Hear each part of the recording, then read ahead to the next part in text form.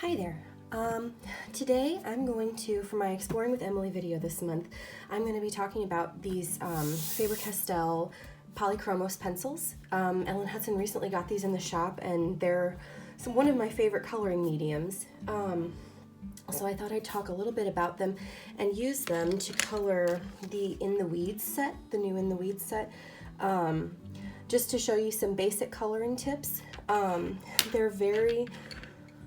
The Polychromos pencils have some incredible vibrant color, and it makes them great for small images like the ones that you have in the Weeds set, because you don't have to lay down a huge amount of color to get a nice impact. So I thought I'd talk a little bit about the Polychromos pencils and what I like about them personally first, before we actually jump into stamping and coloring. Now, you can get these in, I think it's like a 60 set. Oh my gosh, my pencils are running everywhere. You can get these in various sizes. I have the biggest set because I'm needy like that. But this is the 120 set. You can get them in, I think, 60 and like maybe 72. There's a variety of sizes on the Ellen Hutson website. But I've already chosen my colors that I want to work with today.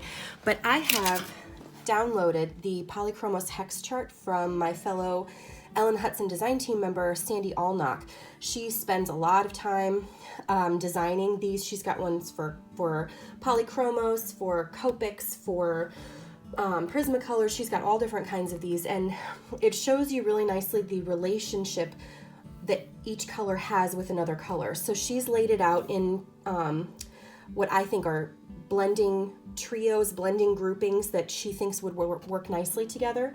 And I use this isn't, for me, not a hard and fast rule.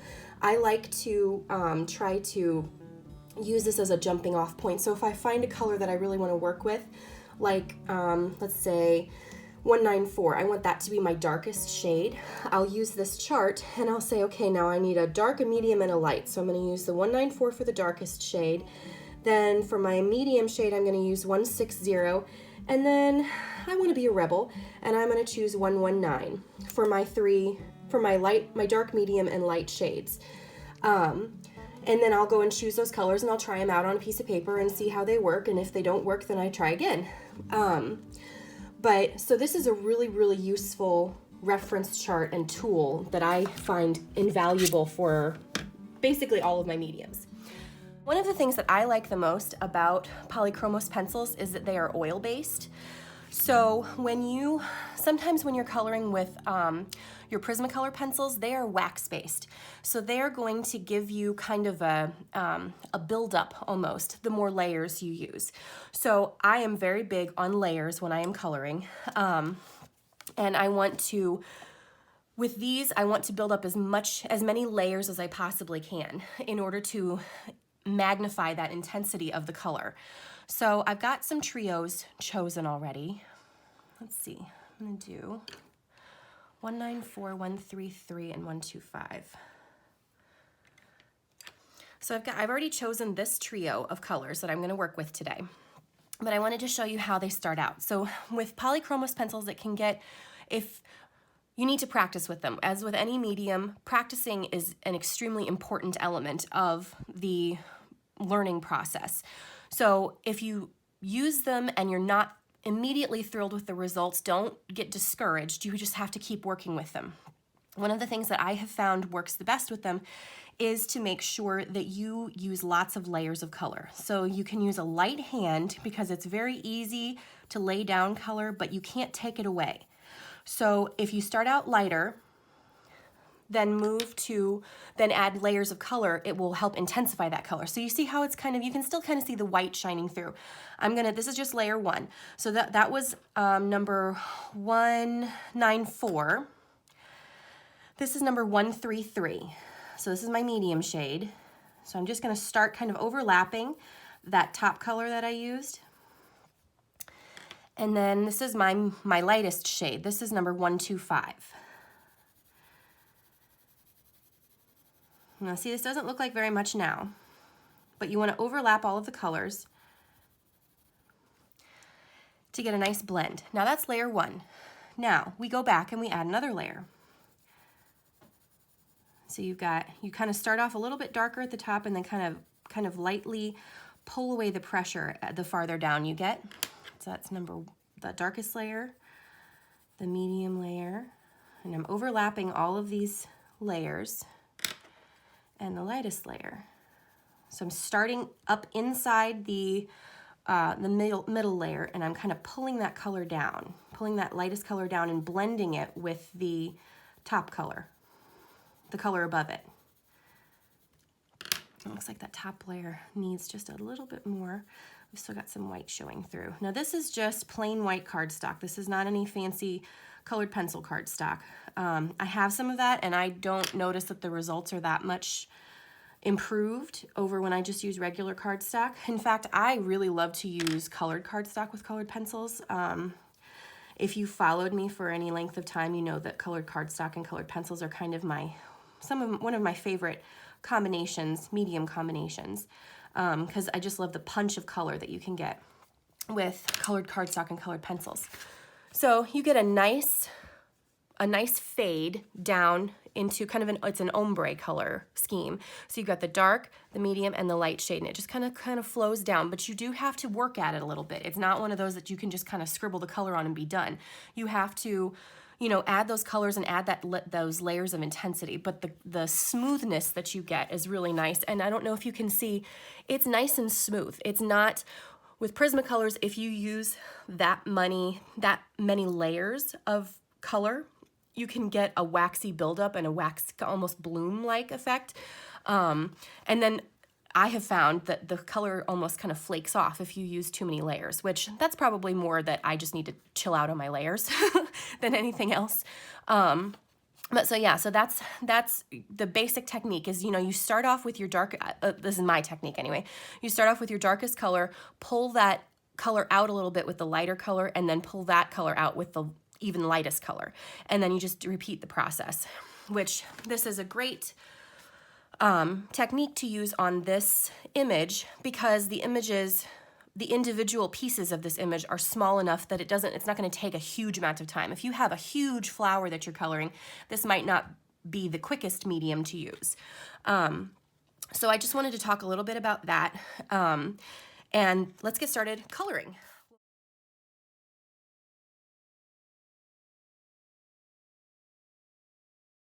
So I thought I would make these little Gerbera daisies in kind of a maroony pink color. So like I said before, we're going to start with the darkest color wherever I want the shadows to be the deepest on the image, on the petal. I'm going to start off with my darkest shade, and then we move to the medium shade.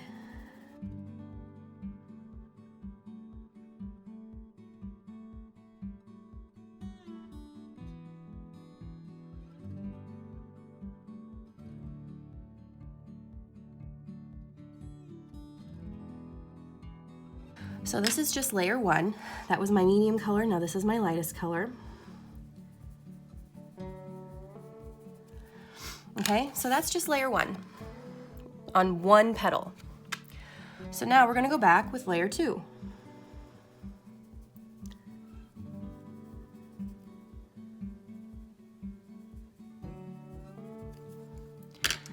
Some dark, some medium, and some light.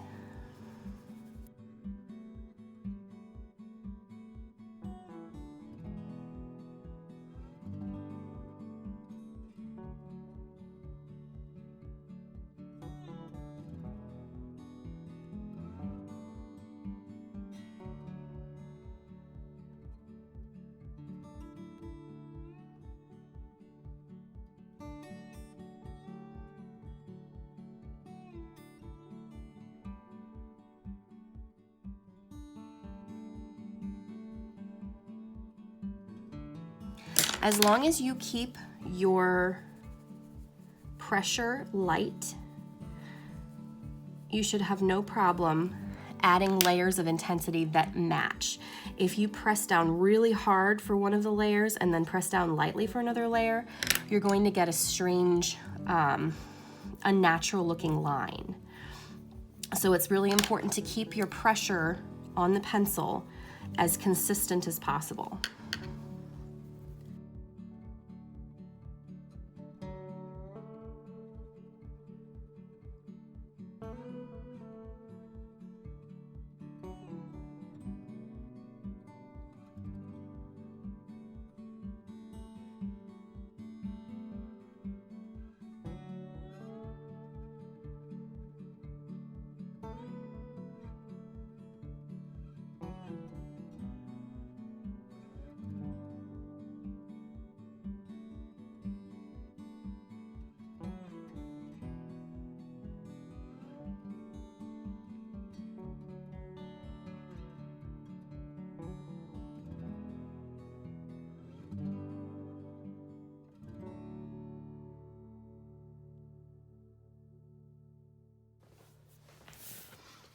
So I finished the flowers, the daisies off camera. So now let's work on these pretty little flowers. You're gonna use the same technique as before. Lay down the darkest shade first.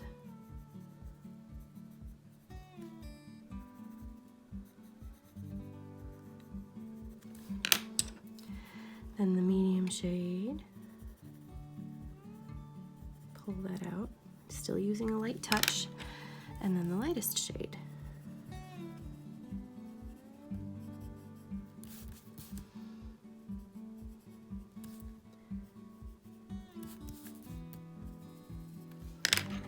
And then go back and do it again.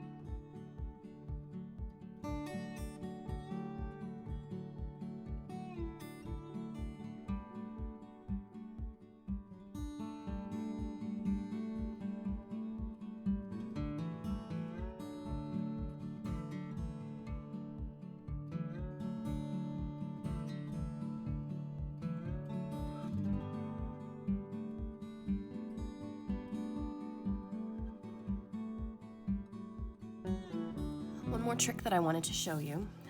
This is the finished, mostly finished image.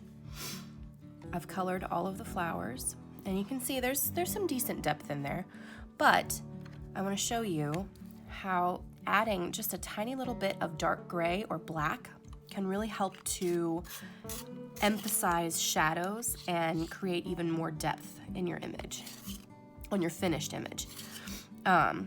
Now this is one of those techniques that you have to be really comfortable with using a very light hand, because this is one that if you add too much, you can completely mess up your image.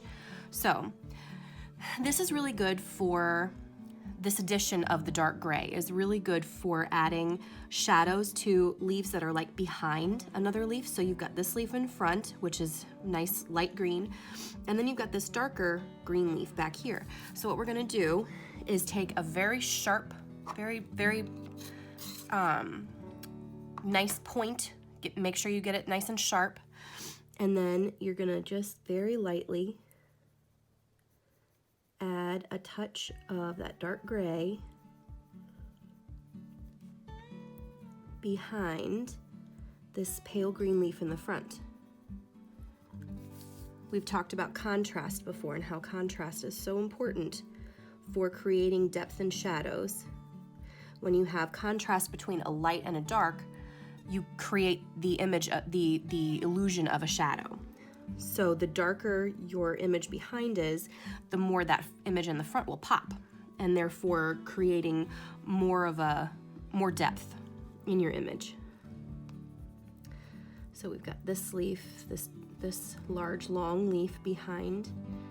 This looks like almost a fern. We're just going to add some dark gray back here to further emphasize that this is behind, that this dark long leaf is behind this fern image. And this is something that you don't want to do unless you're really comfortable with using a light hand,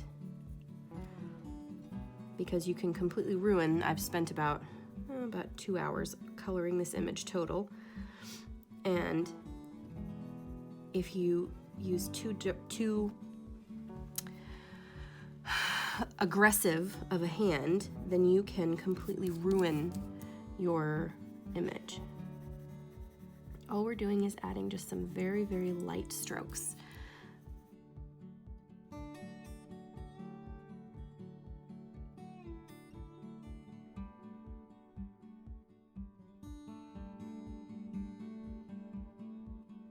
But this is one of those things that with the Polychromos pencils, because they're oil-based, it's not going to hurt you. It's not going to create those extra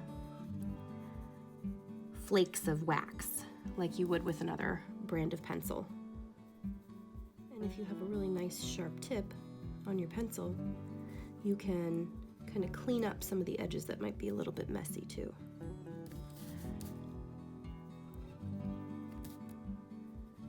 Make things nice and crisp.